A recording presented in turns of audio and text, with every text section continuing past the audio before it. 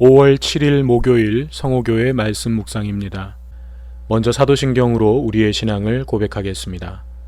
나는 전능하신 아버지 하나님 천지의 창조주를 믿습니다. 나는 그의 유일하신 아들 우리 주 예수 그리스도를 믿습니다.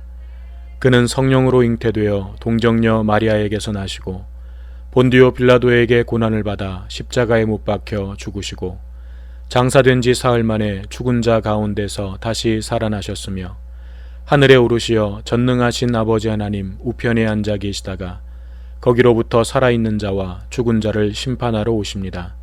나는 성령을 믿으며 거룩한 공교회와 성도의 교제와 죄를 용서받는 것과 몸의 부활과 영생을 믿습니다. 아멘. 오늘 우리에게 주시는 하나님의 말씀은 시편 1편 1절부터 6절까지의 말씀입니다.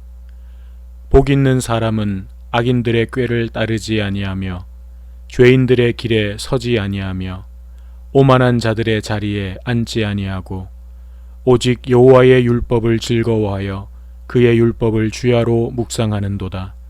그는 시냇가에 심은 나무가 철을 따라 열매를 맺으며 그 잎사귀가 마르지 아니함 같으니 그가 하는 모든 일이 다 형통하리로다. 악인들은 그렇지 아니하며 오직 바람에 나는 겨와 같도다. 그러므로 악인들은 심판을 견디지 못하며 죄인들이 의인들의 모임에 들지 못하리로다. 무릇 의인들의 길은 여호와께서 인정하시나 악인들의 길은 망하리로다. 아멘. 오늘 이 시간도 하나님의 은혜와 평강이 모든 성호 가족들과 함께 하시기를 축복합니다. 오늘부터는 시편 말씀을 묵상합니다. 매일 성경 큐티집의 본문 순서에 가능한 맞춰가려고 하다 보니까 5월은 시편 본문을 묵상하게 되었습니다. 성경의 한 부분을 처음부터 끝까지 묵상해 가는 것도 좋은 방법이지만 중간중간 다른 본문을 가지고 묵상하는 것도 성경 말씀을 편식하지 않도록 하는 좋은 방법이 될 수 있습니다. 그러니 창세기를 다 끝내지도 않고 시편 말씀으로 넘어가는 것이 어색하시더라도 오늘 나에게 주시는 하나님의 말씀이라는 믿음을 가지고 하나님의 음성에 귀를 기울인다면 우리의 심령이 풍성한 영의 양식으로 채워질 줄로 믿습니다. 시편 1편은 시편 전체의 서론이라고 할 수 있는데 두 개의 길에 대해서 말씀해 주고 있습니다. 의인의 길과 악인의 길입니다. 사실 이것은 성경 전체의 주제라고 해도 틀린 말은 아닐 것입니다. 왜냐하면 어제 우리가 묵상했던 내용에서도 그런 말씀을 드렸었는데 성경은 창세기부터 두 개의 줄기가 있음을 보여주고 있기 때문입니다. 하나는 아담의 아들 셋으로부터 시작되는 하나님의 백성, 언약 백성의 줄기였고 다른 하나는 가인으로부터 시작되는 세상 백성의 줄기였죠. 이 두 개의 줄기가 인류의 역사를 타고 계속해서 흘러가고 있고 이 둘은 가치관, 세계관, 삶의 목적과 방향에 있어서 정반대에 서 있기 때문에 끊임없이 부딪히고 싸움이 일어난다고 했습니다. 그러므로 우리는 늘 우리 자신이 어느 쪽에 서 있는지를 점검하면서 세상 백성들이 걸어가는 길을 걷지 않도록 경계해야 한다고 했습니다. 오늘 시편 1편 말씀에 담겨있는 의미도 다르지 않습니다. 악인의 삶이 있고 의인의 삶이 있다는 것입니다. 그리고 의인의 삶은 복되고 형통하지만 악인의 삶은 결국 망하게 된다는 것입니다. 그러면 의인과 악인을 구분하는 기준은 무엇입니까? 오늘 본문은 여호와의 율법, 즉 하나님의 말씀이라고 가르쳐주고 있습니다.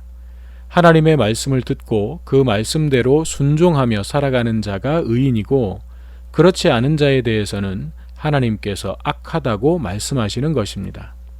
왜냐하면 하나님의 말씀을 듣고 순종한다는 것은 하나님을 인생의 주인으로 섬기며 하나님의 뜻이 이루어지는 삶을 산다는 것인데 반대로 하나님의 말씀을 무시하고 자기 마음대로 한다는 것은 결국 자기 자신이 인생의 주인이 되어 살아간다는 그런 의미이기 때문입니다.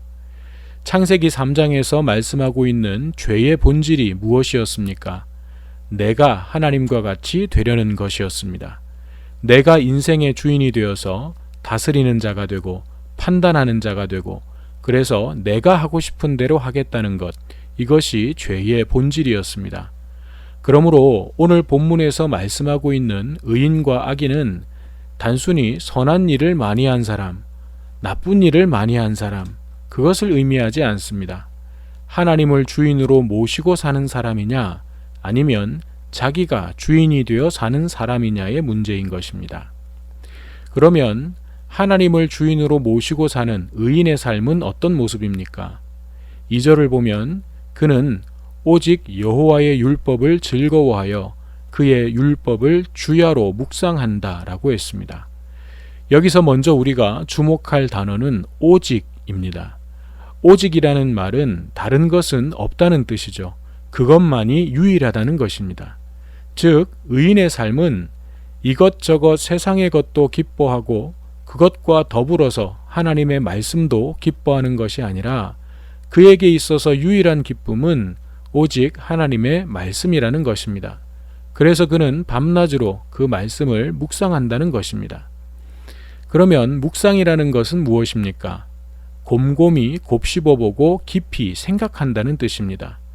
하지만 성경에서 묵상이라는 단어는 그 말씀을 깊이 생각해 보는 것을 넘어서 그 말씀에 순종하는 것까지를 포함합니다.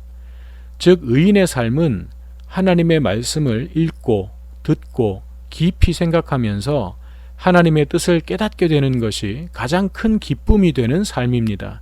그리고 그 말씀에 즐겁게 순종하는 삶이 바로 의인의 삶이라는 것입니다. 또한 1절에 보면 그런 의인의 삶을 사는 자는 악인들의 꾀를 따르지 아니하며 죄인들의 길에 서지 아니하며 오만한 자들의 자리에 앉지 않는다라고 말씀합니다. 이것은 세상이 하나님의 백성들을 미혹하는 단계를 보여주는 것이기도 하는데, 먼저 악인들의 꾀를 따른다는 것은 무엇입니까? 한마디로 세상의 방식, 세상의 가치, 세상의 기준에 동의하고 동조한다는 것입니다. 다음으로 죄인들의 길에 선다는 것은 무엇입니까? 동의하고 동조하는 것에서 한 걸음 더 나가서 적극적으로 그 길을 걷는다는 것입니다. 그러면 오만한 자들의 자리에 앉는다는 것은 무엇입니까? 그러한 세상의 것들을 기뻐하는 단계까지 간 것을 말합니다. 그것이 전부라고 생각하고 거기에서 인생의 기쁨과 행복을 얻는 것을 말합니다. 세상은 이런 식으로 우리를 미혹합니다. 그럴듯한 사상과 가치관과 방식을 제시하고 우리가 동의하고 동조하도록 만듭니다.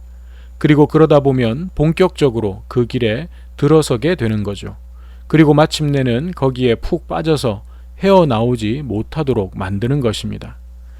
이러한 유혹과 시험은 너무 매력적이고 강력한 것이어서 쉽게 물리칠 수가 없습니다. 우리 힘만으로는, 우리의 의지만으로는, 우리의 결단만으로는 물리칠 수가 없습니다. 그래서 우리에게는 하나님의 말씀이라는 절대적인 기준이 필요하고 그 말씀을 주야로 묵상함으로써 우리의 믿음이 성장하고 성숙하도록 만들어야 합니다. 그러면 그 다음은 쉽습니다. 왜냐하면 거기에 진정한 구원과 행복이 있는 것이 아님을 깨닫게 되기 때문입니다. 더 이상 그런 것들이 가치 있게 여겨지지 않기 때문에 쉽게 포기할 수 있고 쉽게 버릴 수 있는 것입니다.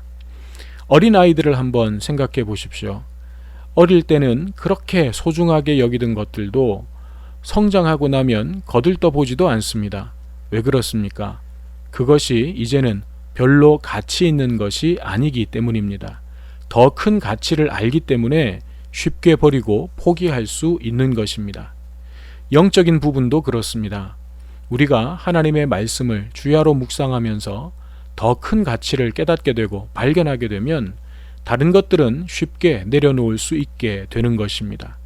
이전에는 좋아 보이던 것들이 사실은 악인들의 꾀였으며 죄인들의 길이었으며 오만한 자들의 자리였음을 알게 되기 때문에 그들의 꾀를 따르지 않게 되고 그들의 길에서 돌이키게 되고 그들의 자리를 박차고 일어날 수 있게 되는 것입니다.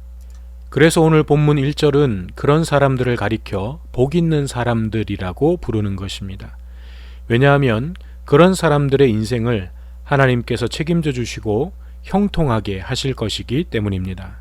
그것을 3절은 이렇게 말씀하고 있습니다. 그는 시냇가에 심은 나무가 철을 따라 열매를 맺으며 그 잎사귀가 마르지 아니함 같으니 그가 하는 모든 일이 다 형통하리로다. 즉 시냇가에 심겨진 나무는 나무의 생명의 근원이라고 할 수 있는 물이 항상 공급되기 때문에 잎사귀가 마를 일이 없고 철을 따라 열매를 맺게 될 수밖에 없는 것처럼 하나님의 말씀에 뿌리를 내린 삶은 생명의 근원이신 하나님께 연결되어서 항상 생명이 공급되기 때문에 때에 맞는 열매를 결실하는 형통한 삶이 된다는 것입니다. 사랑하는 여러분, 오늘 우리의 삶은 어느 쪽에 가깝습니까? 우리의 삶은 어디에 뿌리를 내리고 있습니까? 바람에 날리는 겨와 같이 겉모습은 있는데 속은 비어있는 껍데기 같은 삶은 아닙니까? 우리의 삶이 하나님의 말씀으로 채워지기를 간절히 소망합니다. 그래서 세상이 무엇으로 우리를 유혹하고 시험한다 해도 흔들리지 않고 그 모든 것들을 아낌없이 포기하고 버릴 수 있는 믿음의 성장과 성숙을 이루게 되기를 바랍니다. 하나님께서 인정하시고 형통케 하시는 의인의 삶, 진정한 복 있는 사람의 삶을 사는 저와 여러분 되시기를 주님의 이름으로 축원합니다. 기도드리겠습니다. 사랑의 하나님, 저희들의 삶이 어디에 서 있는지 돌아봅니다. 무엇을 복이라 여기며 살아가고 있는지 돌아봅니다. 의인의 길에 서게 하여 주시옵소서. 하나님께서 함께 하시는 삶이야말로 진정 복된 삶이라는 것을 깨닫게 하여 주시옵소서. 날마다 주의 말씀을 묵상하며 말씀에 뿌리 내린 삶을 살게 하셔서 때에 합당한 열매를 맺는 복된 삶이 되게 하여 주시옵소서. 악인들의 꾀를 분별하게 하시고 죄인들의 길에서 벗어나게 하시며 오만한 자들의 자리를 박차고 일어날 수 있는 용기와 믿음과 분별력을 더하여 주시옵소서. 예수님의 이름으로 기도드립니다. 아멘.